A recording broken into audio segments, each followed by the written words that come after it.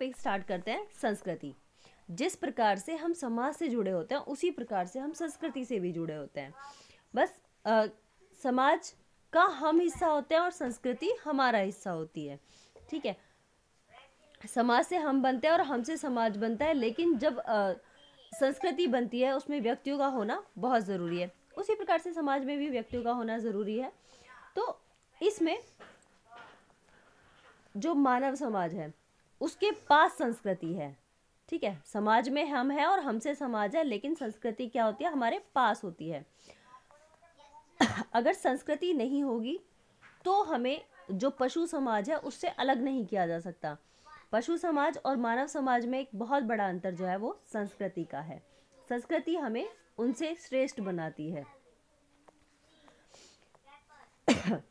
जिसकी हेल्प से हम पीढ़ी दर पीढ़ी जो है वो आगे बढ़ते रहते हैं, प्रगति करते हैं।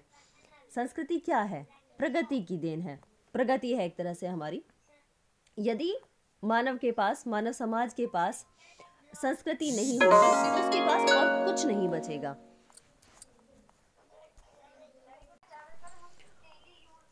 ओके, तो इसीलिए जो प्राणी समाज है उसे पशु समाज से अलग करने वाली जो होती है वो मुख्य पॉइंट है संस्कृति, मुख्य आधार है संस्कृति। संस्कृति से ही मानव जीवन में अनोखी अनोखी घटनाएं होती हैं, पृथक्करण होता है। हमें जो प्राणी समाज है पशु समाज से उसको अलग करने का काम जो है वो संस्कृति करती है। संस्कृति किसी भी रूप में हो सकती है, अभौतिक रूप में भी हो सकती है और भौतिक रूप में भी हो सकती है। इसकी चर्चा भी हम आगे करेंगे। पहले समझ लेते हैं कि संस्कृति क्या है। जैसे मानव संस्कृति निर्माता के रूप में, जो व्यक्ति है वो एक निर्माता के रूप में होता है, उसकी संस्कृति जो है वो हमारा निर्माण करती है। बहुत सारे राइटर्स हैं, जैसे एक है कहते हैं कि मानव में जो अद्भुत शक्तियां हैं, उनकी जो क्षमताएं हैं, उनको संस्कृति कहते हैं। और जो ये क्षमता और ये है शक्तियां हैं, ये अनोखी हमारी जो शरीर की बनावट है उसके कारण भी है। क्योंकि पशु क्या है, कोई भी पशु आप देखोगे उसमें हाथ और पैर दोनों से वो चलने का कार्य करते हैं। और जो व्यक्ति है, व्यक्ति की शरीर की बनावट क्या है कि वो केवल पैरों से चलने का काम करते हैं और हाथ उनके और बहुत सारे काम करने के लिए फ्री होते हैं। कि माइंड सोचने का काम करता है और हाथ उसे क्रियान्वित करते हैं। अब लेस्ली वाइट कहते हैं कि मानव की उन 5 विशेषताओं का उल्लेख जो है वो करते हैं। ठीक है, लेस्ली वाइट मानव की इन 5 विशेषताओं का उल्लेख करते हैं कि मानव में कौन कौन सी विशेषताएं हैं जो हमें पशु समाज से अलग करती हैं, जिसे एक संस्कृति का रूप दिया गया कि मानव संस्कृति निर्माता के रूप में क्या है। तो वो किस तरह से, पहली तो है सीधे खड़े होने की क्षमता। ठीक है, कि हम हाथ और पैर दोनों से खड़े नहीं होते बल्कि केवल पैरों से खड़े होते हैं। दूसरी, स्वतंत्रता पूर्वक घुमाए जा सकने वाले हाथ, कि हम अपने हाथों को इधर उधर कहीं भी कर सकते हैं, आगे पीछे मोड़ सकते हैं, ऊपर नीचे कहीं भी ले जा सकते हैं। लेकिन क्या पशु ऐसा कर सकते हैं? वो नहीं कर सकते। ठीक है, यहाँ पर हाथों की बनावट में अंगूठे अलग हैं, उंगलियां अलग हैं। मुट्ठी बनाओगे, आप किसी भी तरह का काम करोगे, लेखन क्रिया करोगे या फिर कोई आर्ट करोगे, उससे भी और बड़ी बड़ी चीज़ें कर सकते हैं। ठीक है, कितने कितने भवन बनते हैं, पुलों का निर्माण होता है, कितने कितने बड़े के नदियाँ जो होती हैं, नदियों के पानी का रुख बदल जाता है। बिल्डिंग्स आपने देखी है कितनी बड़ी बन जाती है। तो कुल मिला के कहा गया है कि मानव के जो हाथ हैं वो हर क्रिया को करने में सक्षम है। ठीक है, तो तीसरा है तीक्ष्ण एवं केंद्रित की जाने वाली दृष्टि, कि हम इतनी अच्छी दृष्टि हमारे पास होती है कि हम किसी भी चीज़ का अवलोकन कर सकते हैं, वैज्ञानिक तरीके से अवलोकन कर सकते हैं।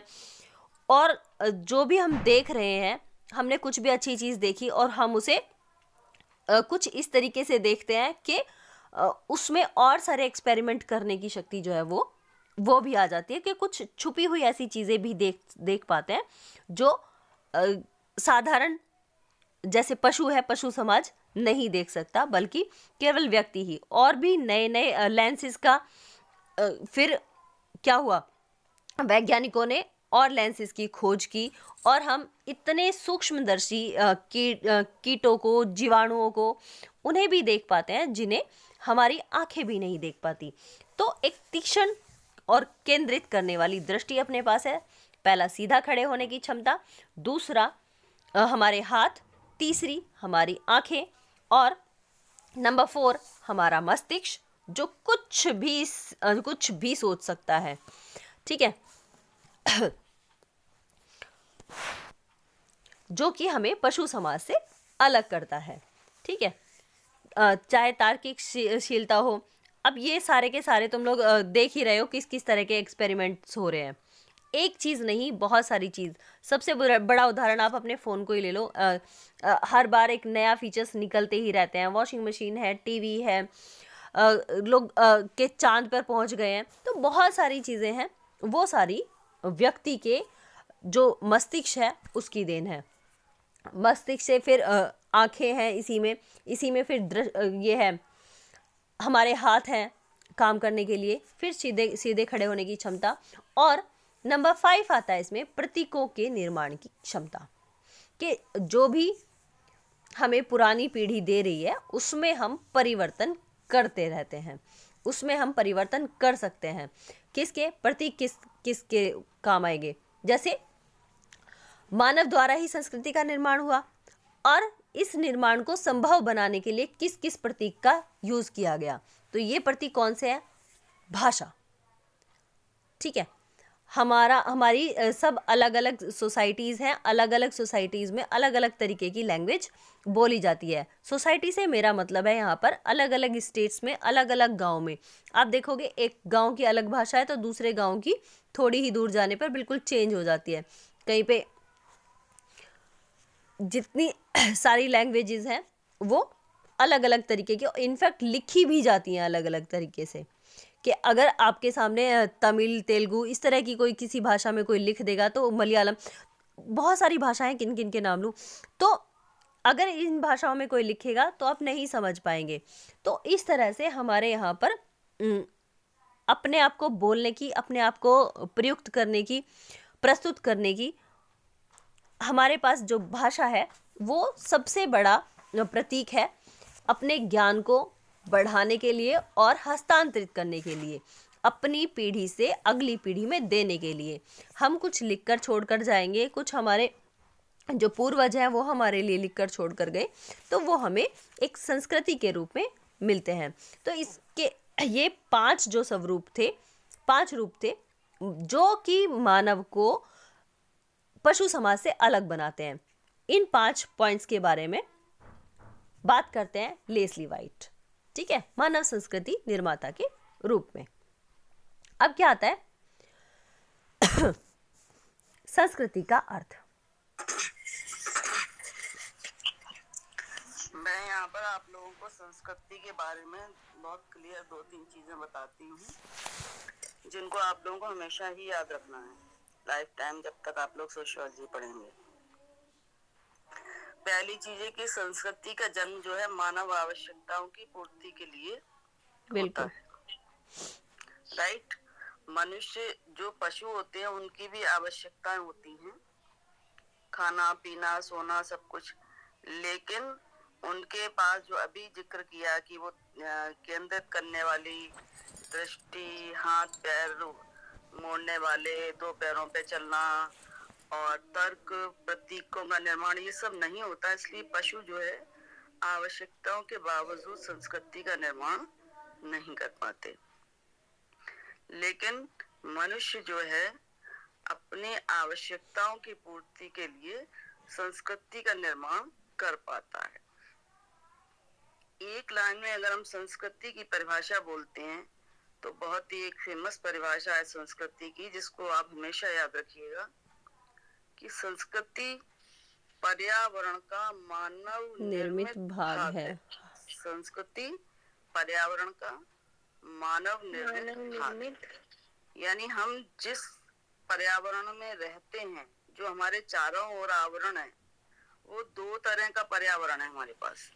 एक है प्राकृतिक, है ना, प्राकृतिक है पेड़ पौधे, जमीन, हवा, पानी, सूर्य, ये सारी चीजें हैं जिनका निर्माण हमने किया है ना, हम कर सकते हैं। लेकिन उसके अलावा जो भी कुछ है उसका निर्माण हमने किया है, और वो सब संस्कृति है।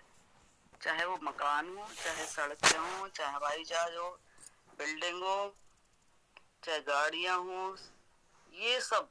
और इसके साथ साथ जहाँ पर हम रहते हैं, हमारे कपड़े, हमारे खाना, बर्तन, छोटी से छोटी आपकी बालों में लगाने वाली क्लिप, आपकी पिन, बालों को गूंथने की कला, चोटी बनाने की लिपस्टिक, बिंदी, एवरीथिंग, ज्वेलरी वैली, जो भी कुछ आप समझते हैं कि आपके चारों ओर मनुष्य के द्वारा बनाया गया है, चाहे वो कितना ही छोटा क्यों ना हो, चाहे वो भौतिक हो या अभौतिक हो।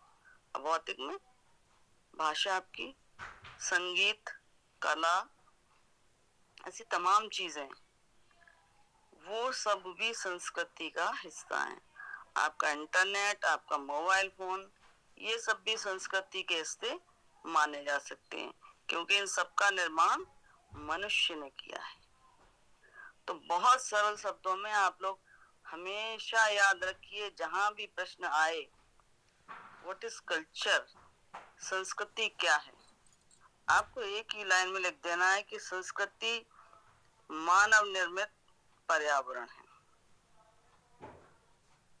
इससे बेहतर कोई भी परिभाषा संस्कृति की नहीं हो सकती, और आपको समझने के लिए भी इससे बेहतर कुछ नहीं मिल सकता। जहां तक आप धरती पे देखते हो, जो कुछ मनुष्य ने बनाया है या जो मनुष्य ने नहीं बनाया, वो प्राकृतिक पर्यावरण है, और जो कुछ मनुष्य ने बनाया है वो सब संस्कृति का हिस्सा है। आप जनरली लोगों को क्या होता है कि वो सोचते हैं कि छोटी छोटी चीजें, कपड़े पहनना, बिंदी, चूड़ी और ये सब चीजें ही आसपास हम ड्राइंग कर रहे हैं, डिजाइन कर रहे हैं, ये सब संस्कृति है। ऐसा नहीं है। संस्कृति बड़े से बड़ा पानी का जहाज भी हमारी संस्कृति का हिस्सा है। आसमान में उड़ने वाला हवाई जहाज भी हमारी संस्कृति का हिस्सा है। यानी मानव जिस जिस चीज का निर्माण करता है वो सब संस्कृति का हिस्सा है, क्योंकि मानव ने उनका निर्माण अपनी किसी न किसी आवश्यकता की पूर्ति के लिए किया है। मनुष्य की विभिन्न आवश्यकताएं, मैलिनोव्स्की ने बहुत सारी आवश्यकताओं का उल्लेख किया है। खाना, सोना, सुरक्षा और यौन इच्छाएं और बहुत सारी मनोरंजन, इन तमाम चीजों का कहा है। और हम जो भी कुछ बनाते हैं वो इन सबको ध्यान में रखकर बनाते हैं। अब क्या है, संस्कृति हमेशा इसलिए क्षेत्रीय होती है कि जिस क्षेत्र में जो चीज उपलब्ध होती है। संस्कृति का निर्माण कैसे होता है, भौगोलिक परिस्थितियों से जो है तारतम्य करके या उनके साथ कार्य करके होता है।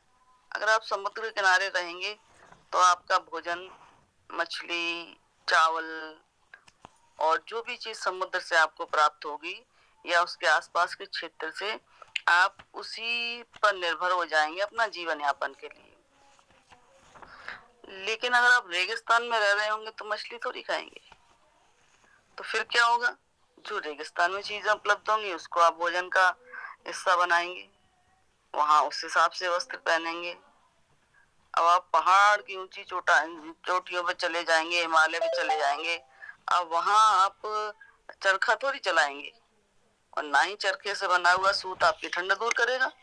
तो क्या होगा, वहां जो बहुत वैसे जानवर होते हैं, मजबूत जानवर होते हैं पहाड़ी, तो उनकी खाल से कपड़े बनाए जाते हैं ताकि आप ठंड से बच सकें।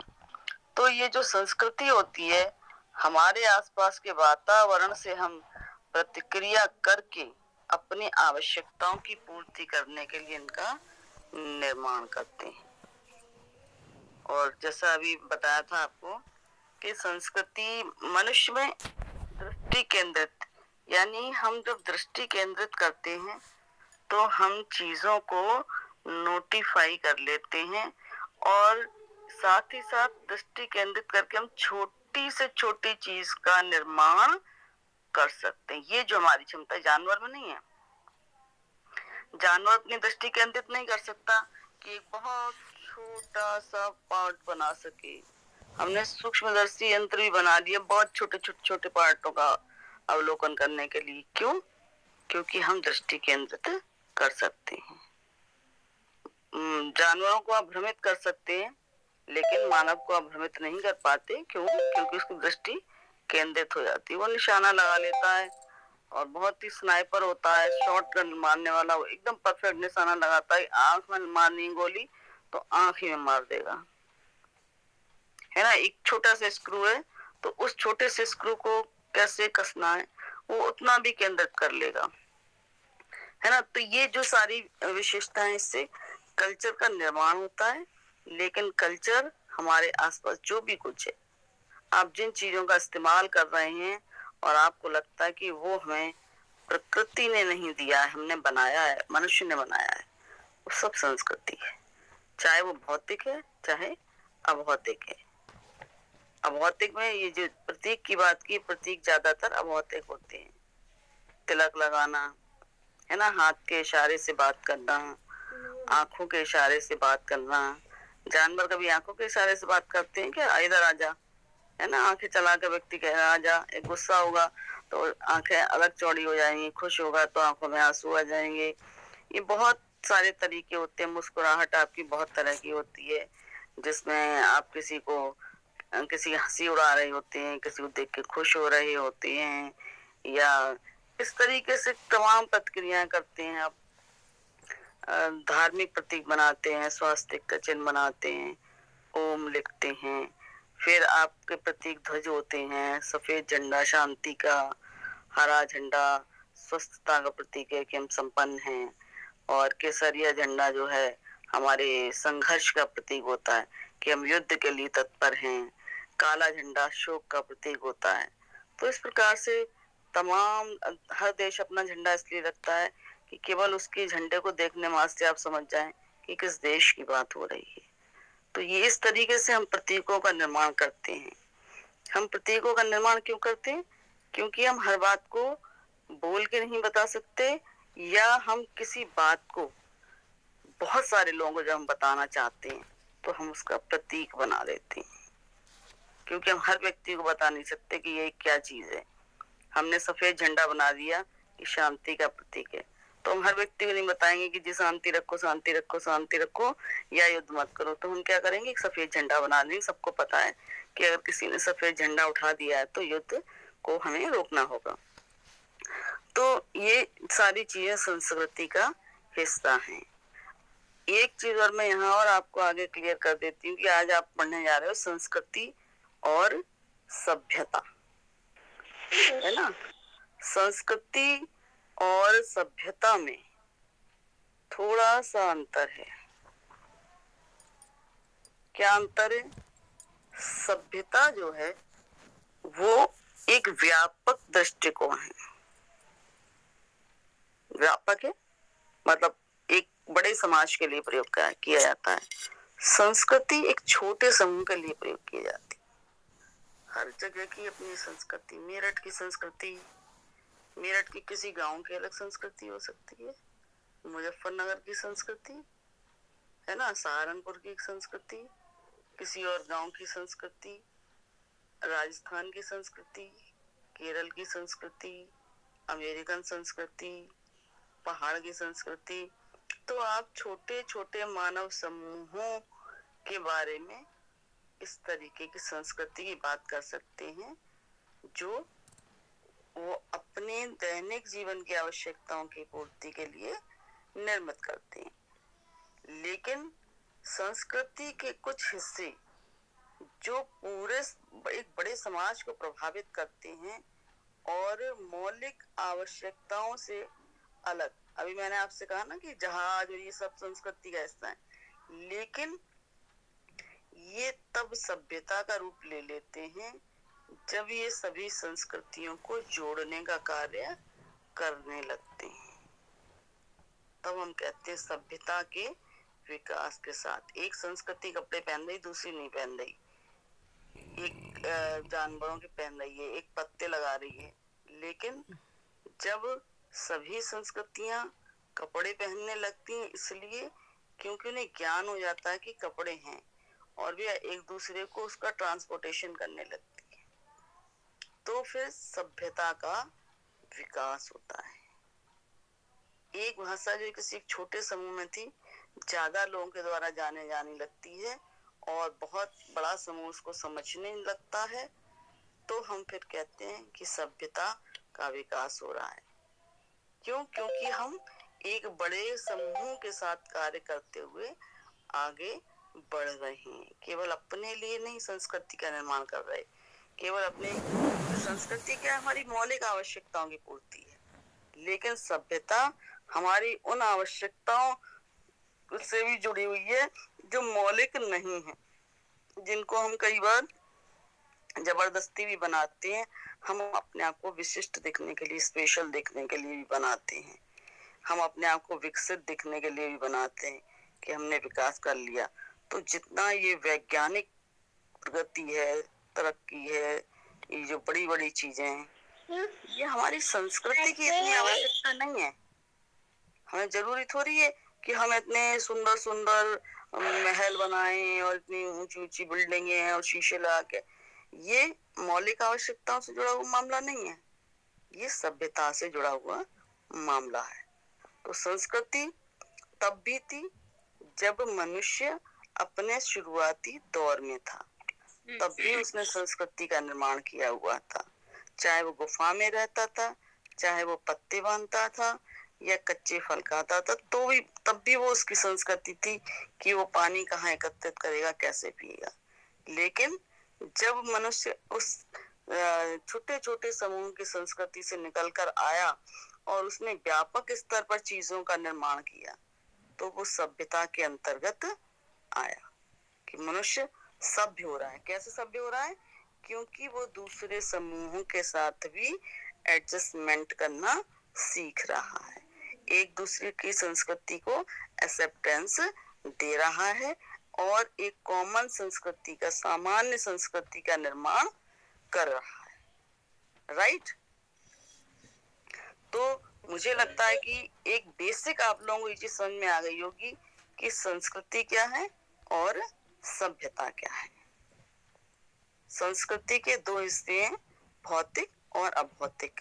भौतिक क्या है? जिसे हम आंखों से देख सके, जिसे हम छू सके, महसूस कर सके। अभौतिक क्या है?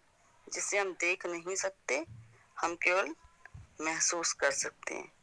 आप पेन चला सकते हो, पेन भौतिक संस्कृति है, लेकिन जो राइटिंग निकल रही है वो अभौतिक है।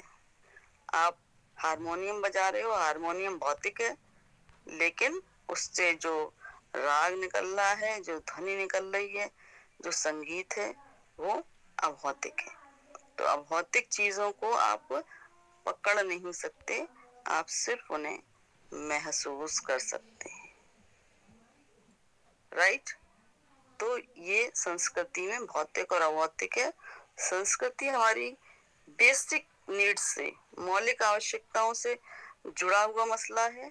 सभ्यता हमें विभिन्न संस्कृतियों के साथ मेलजोल करना, तारतम्य करना सिखाता है और संस्कृति को आगे तक ले जाता है।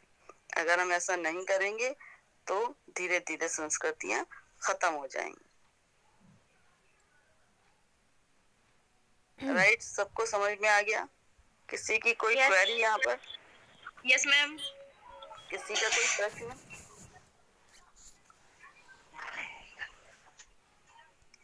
किसी बच्चे? हवा ऐसी चीज है जो प्राकृतिक रूप से आपके पास उपलब्ध है, इसके अलावा सब कुछ मनुष्य के द्वारा बनाया हुआ है, लाइट भी। अब आप कमरे के बाहर जाओगे तो आपको प्रकृति की बाकी चीजें मिलेगी, लेकिन जैसे मैं एक कमरे में बैठी हुई हूँ तो यहाँ पर कुछ भी नहीं है सिवाय प्राकृतिक रूप से हवा के, बाकी सब कुछ मानव निर्मित है, एवरीथिंग। तो ये जो मेरे चारों ओर है वो सब संस्कृति का हिस्सा है। तो ये हमारा मनुष्य निर्मित पर्यावरण है। प्राकृतिक पर्यावरण के तौर पर सिर्फ कमरे में जो हवा है जिससे हम सांस ले रहे हैं उतनी ही है। और बाहर निकलोगे तो आपको सूर्य भी दिखेगा, रोशनी सूर्य की दिखेगी। यहाँ बिजली के लाइट है, बिजली का बल्ब जल रहा है, तो बिजली का बल्ब जो है वो मानव द्वारा निर्मित संस्कृति है ना, मानव निर्मित पर्यावरण है। बाहर आप जाओगे तो आपको पेड़ पौधे दिखेंगे और नमी दिखेगी, वो जो सब चीजें आपको बाहर मिलेंगी वो प्राकृतिक पर्यावरण है जो प्रकृति ने हमें प्रदान किया है। ठीक है, तो एक लाइन में याद रखिएगा कि संस्कृति पर्यावरण का मानव निर्मित भाग है। बस इतने से आप याद रखेंगे तो आप तुरंत एनालिसिस कर पाएंगे। कभी भी कोई भी आपसे संस्कृति पे सवाल कर ले तो आप तुरंत जवाब दे देंगे कि जो संस्कृति है पर्यावरण का मानव निर्मित भाग है।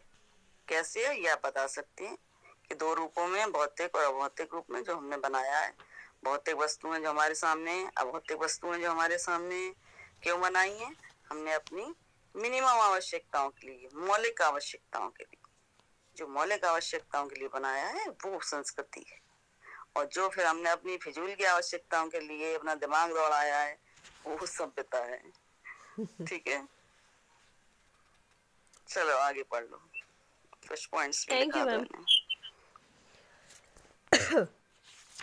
अच्छा भाई, ये जो डेफिनेशन है ना, ये मैम ने बताई, ये हर्शकोविट्ज की है। कई बार तुम्हारे एग्जाम में आ जाती है कि ये डेफिनेशन दे देते हैं, 2 नंबर में या 1 नंबर में भी पूछ लेते हैं, डेफिनेशन दे देते हैं और पूछ लेते हैं किसकी है, या फिर ये दे देते हैं कि हर्शकोविट्ज की डेफिनेशन लिखो। तो ये जो डेफिनेशन है बार बार तुम्हें याद भी हो गई होगी कि जो संस्कृति है वो पर्यावरण का मानव निर्मित भाग है अकॉर्डिंग टू हर्शकोविट्ज। ठीक है, और है कई सारे जो राइटर्स हैं, मैं फटाफट से बोल देती हूँ। मजूमदार और मदान ने क्या कहा है? लोगों के जीने के ढंग को ही संस्कृति कहते हैं। मदान क्या कहते हैं? मजूमदार और मदान कि लोगों का जो जीने का तरीका है, जीने का ढंग है, वही संस्कृति है। क्योंकि जीने के तरीके में हम क्या करते हैं, कोई चाय पीता है सुबह सुबह, कोई कॉफ़ी पीता है, कोई गर्म पानी पीता है, तो ये जो जीवन जीने के तरीके हैं उनको संस्कृति कहा है मजूमदार और मदान ने। ठीक है, 2 डेफिनेशन तुम्हारे पास हो गई। अभी तीसरी डेफिनेशन की बात कर लेते हैं। ये है ब्रूम और सेल्जनिक की। ये कहते हैं संस्कृति एक सामाजिक विरासत है। ब्रूम और सेल्जनिक कहते हैं कि संस्कृति जो है वो एक सामाजिक विरासत है, जो भी हमें मिला है हमारे पूर्वजों से वो सब की सब संस्कृति है। ब्रूम ये कहते हैं। कितनी छोटी छोटी बातों में राइटर्स ने हमें समझाया है कि आखिर संस्कृति क्या है। ठीक है, पहला हो गया कि पर्यावरण, जो संस्कृति है वो पर्यावरण का मानव निर्मित भाग है। दूसरी डेफिनेशन मदान की हुई, जिन्होंने कहा कि जो लोगों का जीवन जीने का तरीका है वही संस्कृति है। तीसरा ब्रूम और सेल्जनिक कहते हैं कि जो भी सामाजिक विरासत के रूप में हमें मिला है वो सब संस्कृति है। मैकाइवर क्या कहते हैं? मैकाइवर भी इसी चीज़ को फॉलो करते हैं कि जो भी हमें ये सामाजिक विरासत वर्ड नहीं जोड़ते, बस ये कहते हैं कि जो भी संस्कृति का अभौतिक पक्ष है, वो जो भी अभौतिक चीज़ें हैं वो संस्कृति है। संस्कृति में केवल अभौतिक पक्षों को ही रखते हैं मैकाइवर, कि कुर्सी, मेज, टेबल, बिल्डिंग, सेफ, संदूक, वॉशिंग मशीन, फ्रिज, फ़ोन, जितनी भी चीज़ें हमारे हाथ में हैं भौतिक रूप में, सॉरी अभौतिक को कहा इन्होंने तो, सॉरी मतलब कि जो चीज़ें दिखाई नहीं देती, मैं उल्टा बोल गई, जो चीज़ें दिखाई नहीं देती मतलब कि हमारी सोच, और हमारी सोच से जो निर्मित होता है वो होता है सभ्यता। ठीक है, तो मैकाइवर कहता है कि जो भी अभौतिक पक्ष है वो संस्कृति है, जबकि ब्रूम और सेल्जनिक कहता है कि हमें जो भी सामाजिक विरासत में हमें मिला है, वो भौतिक रूप को भी कहता है कि जो भी हमें सामाजिक विरासत में मिला है वो संस्कृति है। ठीक है, तो इस तरह से अलग अलग राइटर्स ने अपने अपने तरीके से संस्कृति को डिफाइन किया है। अब है संस्कृति की विशेषताएं। वैसे तो मैम ने बहुत अच्छे से बता दिया संस्कृति और सभ्यता, इसमें बहुत ज़्यादा चीज़ों की ज़रूरत नहीं है, फिर भी मैं इसकी विशेषताएं बता दे रही हूँ। जो चीज़ समझना है बस उसमें हम उसको डिफाइन कर देंगे। जैसे संस्कृति की विशेषताएं, सबसे पहला पॉइंट आएगा संस्कृति मानव निर्मित होती है। जैसा कि हर्स्कोविस ने कहा कि संस्कृति पर्यावरण का मानव निर्मित भाग है, तो इसको हम करेंगे संस्कृति क्या है, मानव निर्मित है। जो भी रचनाएं मानव द्वारा हुई हैं वो सब संस्कृति हैं, इसमें आप लिख सकते हो। फिर दूसरा है संस्कृति सीखी जाती है। संस्कृति हम सीखते हैं, सीखने की क्रिया को संस्कृति कहा जाता है। ठीक है, तो संस्कृति सीखा हुआ व्यवहार है, ये डेफिनेशन देते हैं हॉबल। तो इस विशेषता को आप हॉबल की मान सकते हैं, हॉबल की, कि संस्कृति सीखा हुआ व्यवहार है या फिर संस्कृति सीखी जाती है। थर्ड पॉइंट आता है संस्कृति हस्तांतरित की जाती है। अभी ब्रूम और सेजनिक क्या कहते हैं, जो भी हमें सामाजिक विरासत में मिला वो संस्कृति है। तो इसकी ये थर्ड विशेषता होगी, संस्कृति हस्तांतरित की जाती है। जो भी हमें पुरानी पीढ़ी से हमें मिली और हमसे हमारी आने वाली पीढ़ी को मिलेगी, तो इसे हस्तांतरण कहते हैं। तो जो भी, तो तीसरा पॉइंट है संस्कृति हस्तांतरित की जाती है। नंबर 4 है प्रत्येक समाज की एक विशिष्ट संस्कृति होती है। सभी समाज हैं, जैसे अभी मैम ने बताया था कि मेरठ, मुजफ्फरनगर, गाजियाबाद या यूपी, राजस्थान, कोई भी आप समाज लोगे, कहीं का भी समाज लोगे, उसकी अपनी एक अलग विशिष्ट संस्कृति होती है। नंबर 5 आता है संस्कृति में सामाजिक गुण निहित होते हैं। सही है, सभी संस्कृति अलग अलग होती है, तो उन अलग अलग संस्कृतियों में उनमें कुछ गुण सम्मिलित होते हैं। तो ये तो थी बिल्कुल विशेष 5 प्रकार की जो विशेषताएं हैं, ये वाली 5 विशेषताएं। संस्कृति मानव निर्मित होती है। सामाजिक गुण का जो यहाँ पर सामाजिक गुण का मतलब ये है कि संस्कृति हमें एक दूसरे से जोड़ती है। कि हम स्टील के बर्तन में बना रहे हैं तो दूसरा भी बना रहा है, अगर हम संगीत गा रहे हैं तो दूसरा उससे एंटरटेनमेंट करता है। तो मतलब जो कल्चर है वो हम अकेले नहीं उसको एंजॉय करते हैं, अकेले हम नहीं करते हैं, हम उसको दूसरे लोगों के साथ शेयर करते हैं और सब लोग उसको समझते हैं, इसलिए वो सामाजिक होती है। बिल्कुल, इसमें जनरीतियाँ, भाषा, परंपरा, धर्म, प्रथाएं, विज्ञान, कला, ये सारी की सारी चीज़ें इसके अकॉर्डिंग आ जाएंगी। ठीक है, तो ये 5 विशेषताएं जो थी ये मेन थी। उसके आगे आप बहुत सारी विशेषताएं इसमें जोड़ सकते हैं। जैसे संस्कृति समूह के लिए आदर्श होती है कि जब हमारा पूरा का पूरा समूह होता है तो हम एक सांस्कृतिक तौर से उनको निभाते हैं। जैसे कोई गेस्ट आता है तो उसके हम कैसे सत्कार करते हैं, कोई भी फेस्टिवल आता है तो हम उसको कैसे मनाते हैं। तो ये हमारे एक पूरे समूह के लिए आदर्श के रूप में कार्य करती है। फिर होता है संस्कृति मानव आवश्यकताओं की पूर्ति करती है। ठीक है, जब संस्कृति के द्वारा हम बहुत सारी चीज़ों का, जैसे मानव निर्मित भाग बताया, तो जब मानव निर्मित भाग है और बहुत सारी चीज़ों का निर्माण हो रहा है, तो वो चीज़ों का निर्माण क्यों हो रहा है, हमारी आवश्यकताओं की पूर्ति के लिए। तो संस्कृति क्या है, मानव आवश्यकताओं की पूर्ति के लिए होती है। फिर है संस्कृति अनुकूलन करने की क्षमता होती है। संस्कृति में संतुलन व संगठन होता है। मानव निर्मित हो ही गया, बाकी एक पॉइंट आता है इसमें अधिव्यक्तिक और अधिसावयवी। ये चीज़ मिल जाती है देखने को अधिकतर एग्जाम्स में भी कि संस्कृति जो है वो अधिव्यक्तिक और अधिसावयवी है। क्रोबर ने ये रूप इसके बताए हैं दोनों, अधिव्यक्तिक और अधिसावयवी, मतलब इंडिविजुअल और सुपर ऑर्गेनिक। क्रोबर ने संस्कृति की इन 2 विशेषताओं को बताया और ये क्रोबर की दोनों विशेषताएं अधिकतर एग्जाम्स में पूछी जाती हैं, यहाँ तक कि नेट के एग्जाम में भी कई बार मैंने इसको दिखा है।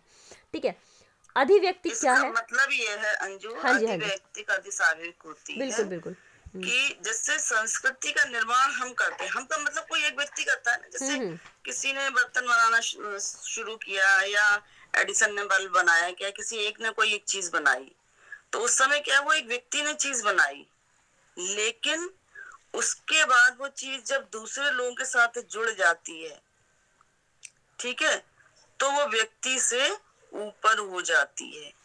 बिल्कुल, फिर वो व्यक्ति का हिस्सा नहीं रह जाती।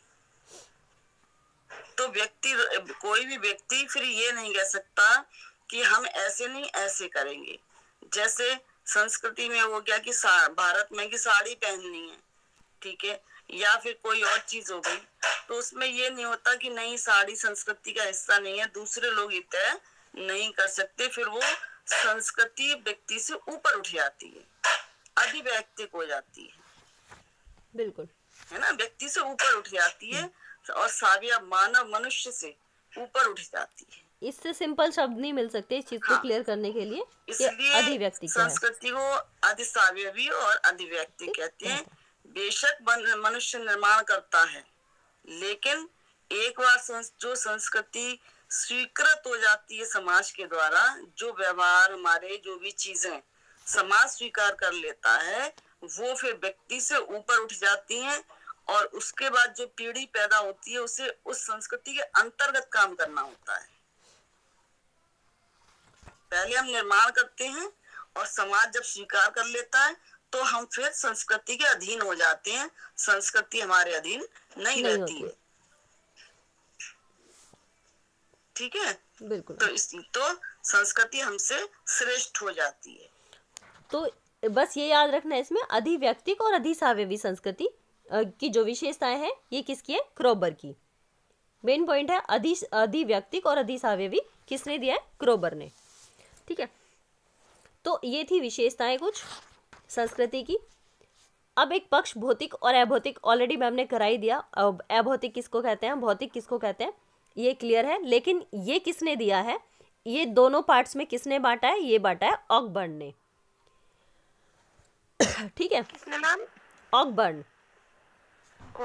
ये वाला प्रश्न अक्सर एग्जाम में आ जाता है, संस्कृति को भौतिक और अभौतिक पक्ष में किसने बांटा? बिल्कुल बिल्कुल, ये आता है ना, ये बहुत बार आ जाता है। या ऑकबर्न ने संस्कृति को कितने भागों में बांटा है या कौन से में बांटा है?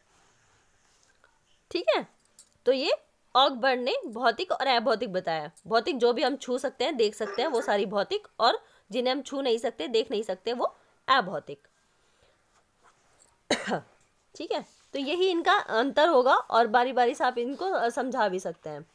बाकी और कुछ नहीं आता है इसमें। तो यही पूछा जाता है कि भौतिक या अभौतिक संस्कृति किसने दी है, तो ये ऑकबर्न ने दी है।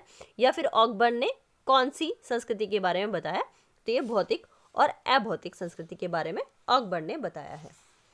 ठीक है, इसमें बहुत ज़्यादा और कुछ नहीं बचा है जो इम्पोर्टेंट आपको बताया जाए। ठीक है, तो मेरे हिसाब से तो यहीं पे टॉपिक ख़त्म हो जाएगा ये। मैं और कुछ बताना है इसमें? सभ्यता का हो ही गया। अगर कई बार फंक्शन आ जाते हैं जो अभी बताई दिया आपको कि संस्कृति का निर्माण क्यों हुआ है, अगर हम ये बात करते हैं इसका मतलब है संस्कृति की इम्पोर्टेंस क्या है। 2-3 तरीके से एक ही बात पूछी जा सकती है। बिल्कुल, संस्कृति का निर्माण क्यों हुआ, या संस्कृति की आवश्यकता क्या है, या संस्कृति का महत्व क्या है, या संस्कृति की उपयोगिता क्या है। प्रश्न कोई भी आएगा उत्तर सेम रहेगा, है ना, कि मानव आवश्यकताओं की पूर्ति के लिए और सांस्कृतिक विरासत के लिए। अब क्या होता है, किसी ने बताया कि रोटी ऐसे बनानी है और ऐसे चूल्हे पर सेकनी है, वो सबके द्वारा स्वीकार कर लिया गया और फिर जो पीढ़ी थी उसने अगली पीढ़ी को सिखा दिया। अब ऐसे ही जब कई पीढ़ियां निकल जाती हैं तो वो क्या होती हैं, फिर वही संस्कृति लोगों के लिए श्रेष्ठ हो जाती है कि हमारे यहाँ तो चीज ऐसे होती है, तो ऐसे होती है मतलब हमारी श्रेष्ठ है, हमारे लिए आदर्श है। हम दूसरे के तरीके से काम नहीं करते हैं, हम अपने तरीके से काम करते हैं। जैसे हम त्योहारों पे कहते हैं ना, हमारे यहाँ तो ये त्योहार ऐसे मनाया जाता है, तो हम क्या शो कर रहे होते हैं कि हमारे लिए हमारी संस्कृति श्रेष्ठ है। आप कैसे भी मनाओ लेकिन हम अपने तरीके से करेंगे। तो हर मनुष्य के लिए संस्कृति श्रेष्ठ होती है, उसका आदर्श होती है, वो उसी तरीके से काम करना। जैसे आपने देखा होगा कि अगर उड़िया लोग होते हैं तो वो उड़ीसा वाले कपड़े पहनते हैं, बंगाली होंगे तो बंगाल वाले पहनेंगे, उसी तरीके से काम करेंगे। राजस्थानी होंगे, कहीं यहाँ पर शहरों में भी रहेंगे तब भी पूरी तरह वो नहीं बदलती, 100% कोई भी नहीं बदलता। अमेरिका में जाकर भी लोग मकर संक्रांति पर तिल के लड्डू ढूंढते हैं। बिल्कुल बिल्कुल, क्यों ढूंढते हैं? क्योंकि मनुष्य के लिए उसकी संस्कृति उसका आदर्श होती है, इसलिए वो अमेरिका में भी तिल के लड्डू संक्रांति पर ढूंढ रहे होते हैं, या होली पर रंग ढूंढ रहे होते हैं, या दीपावली पर मिठाई बना रहे होते हैं, पटाखे फोड़ रहे होते हैं, सिर्फ इस वजह से क्योंकि संस्कृति आदर्श है। तो उसकी क्या उपयोगिता है? मानव का निर्माण करने के लिए, सांस्कृतिक विरासत बनाए रखने के लिए। ऐसा थोड़ी कि हर नया बच्चा जन्म दे के सोचेगा अब मैं कैसे, मतलब मैं अपने जीवन के साथ क्या करूं, तो ऐसे सोचने की जरूरत थोड़ी होती है। आप जैसे ही पैदा होते हो माँ बाप आपको सिखाने लगते हैं बेटा ऐसे रहना है, ऐसे बाल बनाने हैं, ऐसे कपड़े पहनने हैं, ऐसे खाना है और ऐसे ऐसे ही सब काम करने हैं। और वो आप ऑटोमेटिकली सीख जाते हो और उसमें आप नो यस कुछ नहीं कर पाते हो, क्योंकि वो आपको जन्म से मिली हुई होती है। तो संस्कृति में जन्म के साथ ही प्राप्त हो जाती है, जिस समूह में हम जन्म लेते हैं। और फिर हम अपने आने वाली पीढ़ी को वो सिखा जाते हैं, तो फिर वो सीख जाती है।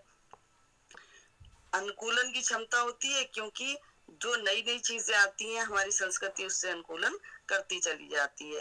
दीपक जलाते थे मिट्टी के, लेकिन अब हम बल्ब भी जलाने लगे हैं, तो ये क्या है, अनुकूलन का हिस्सा है। हम एडजस्टमेंट भी चारों नई जो परिवर्तन होता है उसके साथ एडजस्टमेंट भी करते जाते हैं।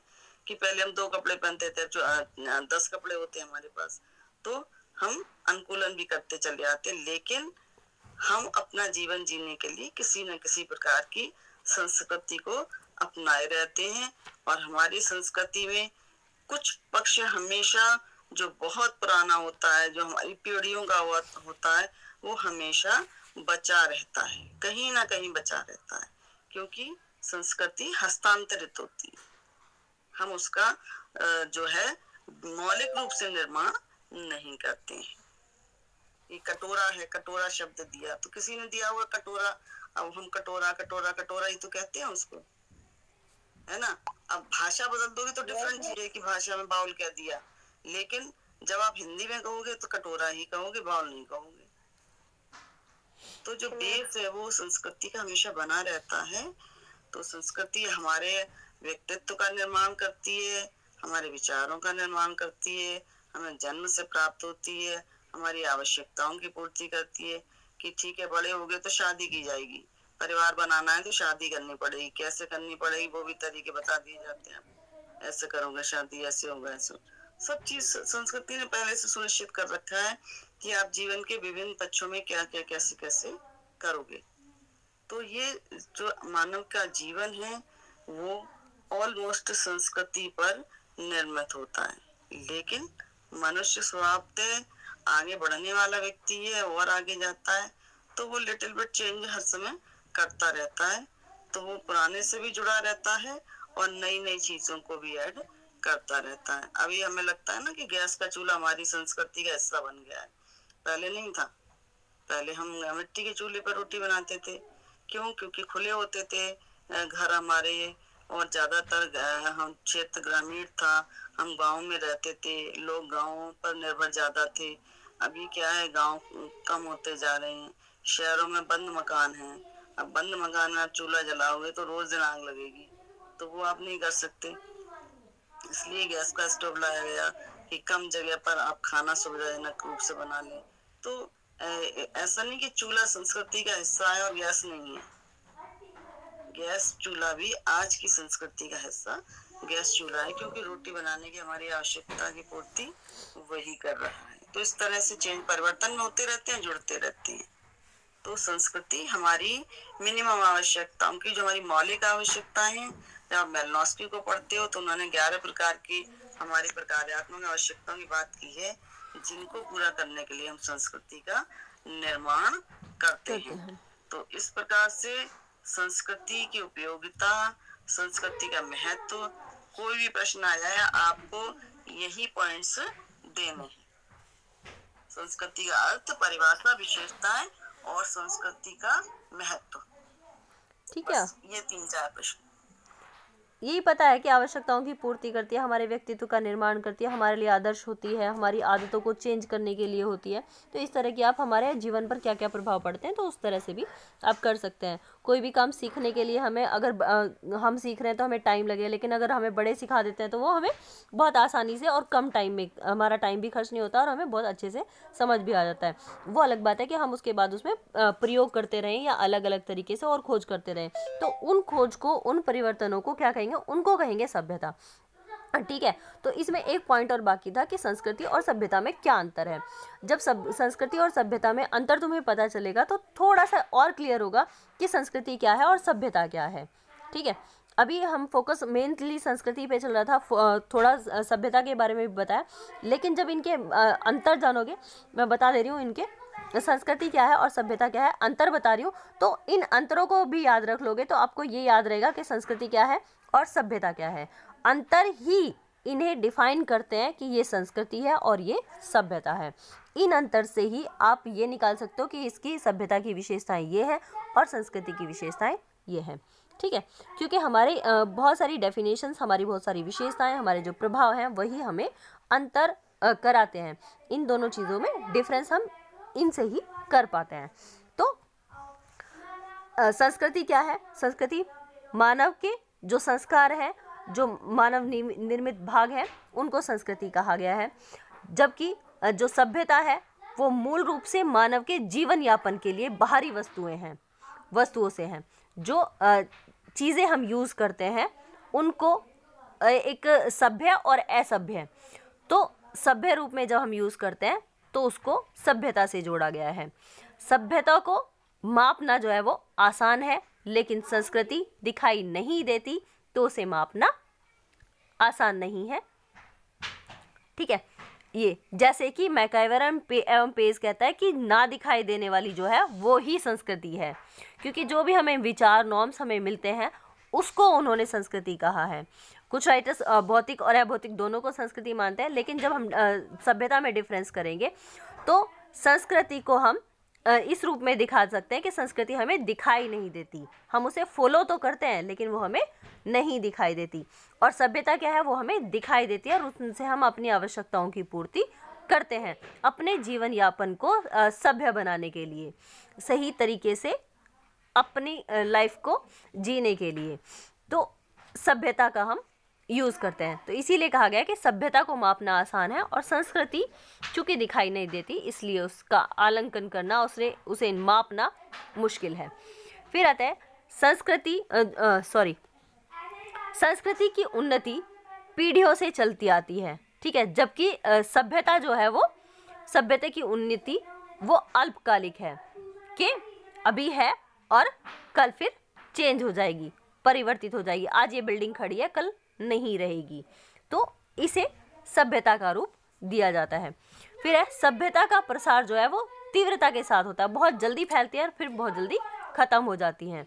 तो जैसे एक फैशन है, फैशन आया और ख़त्म हो गया, एक तरह की सभ्यता आई और चली गई। संस्कृति क्या है? संस्कृति लंबे समय से हमारे साथ है, विचार हैं जो निरंतर और हमसे हस्तांतरित भी होते रहेंगे, तो लंबे समय तक चलने वाली होती है। फिर क्या है? संस्कृति वस्तु में कोई प्रतियोगिता नहीं होती।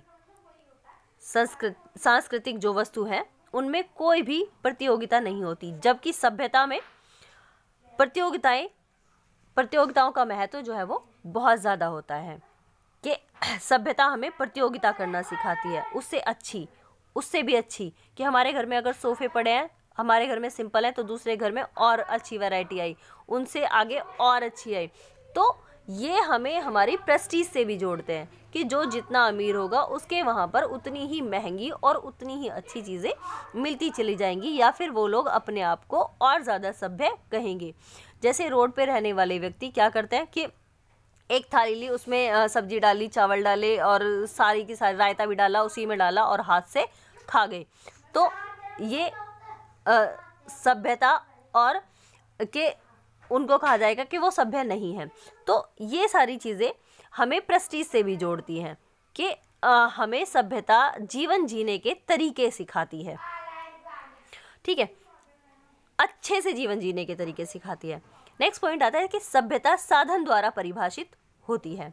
सभ्यता साधनों द्वारा परिभाषित होती है, जबकि संस्कृति साध्य द्वारा। ठीक है, फिर क्या है? कोई भी संस्कृति तभी सभ्यता बन सकती है जब बनती संस्कृति है, संस्कृति आगे चलकर सभ्यता का रूप ले लेती है। कोई भी संस्कृति तभी सभ्यता बनती है जब उसके पास लिखित भाषा, श्रम विभाजन आदि मौजूद हो, कि जो तरीके हैं वो उसके पास लिखित रूप में मौजूद हो, तो संस्कृति सभ्यता का रूप ले लेती है, जबकि सभ्यता के बारे में ऐसा कुछ नहीं है। फिर क्या है? संस्कृति गहराई द्वारा बनाई गई होती है, जबकि सभ्यता में इसका कोई अर्थ नहीं है। फिर क्या है? सभ्यता हमारी स्थिति को भी व्यक्त करती है, जबकि संस्कृति हमारे संस्कारों को व्यक्त करती है। तो ये सभ्यता कि हमारे पास क्या है और क्या नहीं है, हम कितने सभ्य हैं, हमारे आचार विचार क्या हैं, वो सब दर्शाती है, जबकि संस्कृति हमारे संस्कारों से व्यक्त होती है। तो ये कुछ थोड़े से डिफरेंसेस थे जिनसे तुम्हें सभ्यता और संस्कृति को समझने में आसानी होगी। ठीक है मैम, इसमें कुछ आप रोशनी डालोगे? हाँ देखो, सभ्यता ये बात की ना लास्ट पॉइंट में बात करूंगी। जी मैम। कि सभ्यता और संस्कृति में लिटिल बिट क्या अंतर होता है। अब कोई बहुत अच्छे कपड़े पहने हुए हैं तो उसको आप ये तो कह सकते हो कि वो सभ्य है, कि आप सूट वूट पहने हुए हैं, थोड़े कीमती से कपड़े पहने हुए हैं।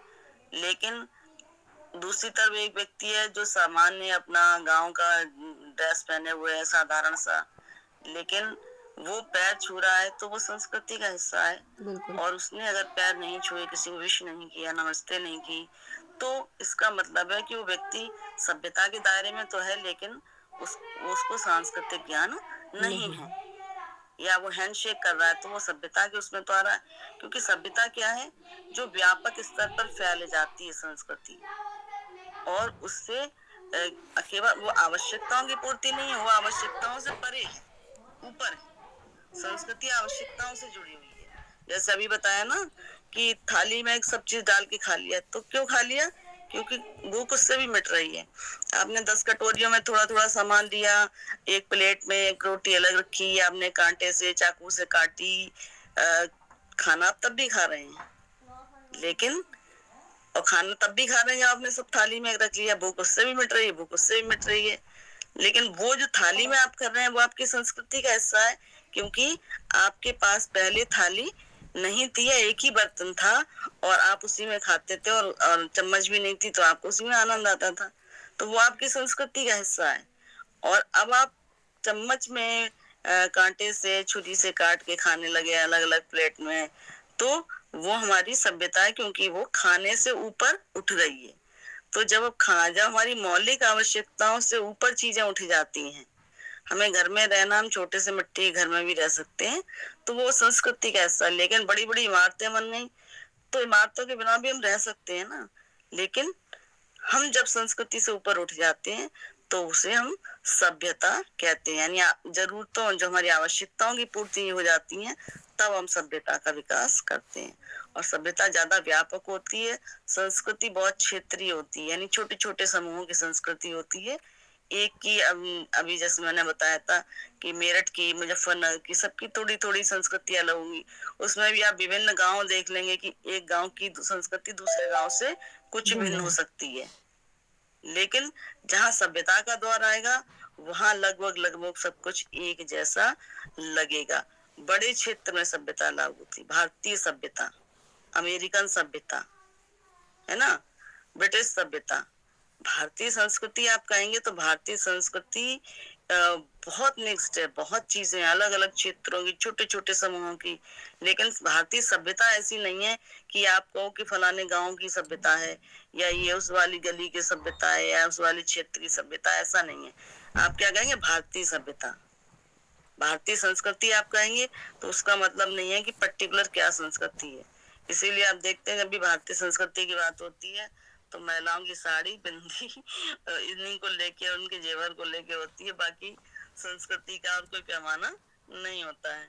लेकिन जब हम सभ्यता की बात करते हैं तो हमारे पास जो कुछ भी हमने निर्मित कर लिया है, बड़ी बड़ी चीजें, आवश्यकताओं से ऊपर उठकर हमने जो चीजें बना ली है, वो सब हमारे सभ्यता के दायरे में आ जाती है। कि हम मकान किस विधि से निर्माण करते हैं। मकान हम पहले भी निर्मित करते थे, अब हमने विधियां बदल ली, इस तरीके से करती हैं।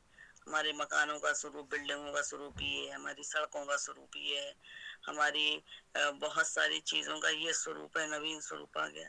तो ये जब हम आवश्यकताओं से परे जाके बड़ी बड़ी चीजों को निर्माण करते हैं, जो हम दूसरों को दिखा सकते हैं या दूसरों को उनसे प्रभावित कर सकते हैं, तो वो सभ्यता का रूप ले लेती है। इसलिए सभ्यता जो है वो बहुत स्थायी नहीं होती, लेकिन संस्कृतियां ऑलमोस्ट स्थायी होती हैं, क्योंकि वो जमीन से जुड़ी हुई होती हैं।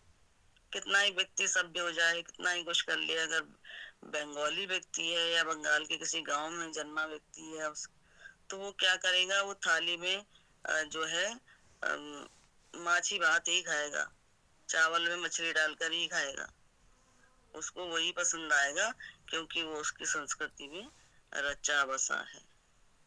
तो इस तरीके से संस्कृति लोगों से दिल से जुड़ी होती है और सभ्यता को लोग जबरदस्ती ओढ़ते हैं, अपने ऊपर पहनते हैं। कुल मिला के तो ये सभ्यता संस्कृति का बेसिक अंतर है। बिल्कुल, कुल मिला के इसका मेन निकल कर आया निचोड़ के, जो भी हमारी मूल आवश्यकताएं होती हैं उनसे ऊपर जो भी होगा वो सभ्यता का रूप ले लेगा। मैम अटेंडेंस ले लो, हमारी दूसरी क्लास चल गई है।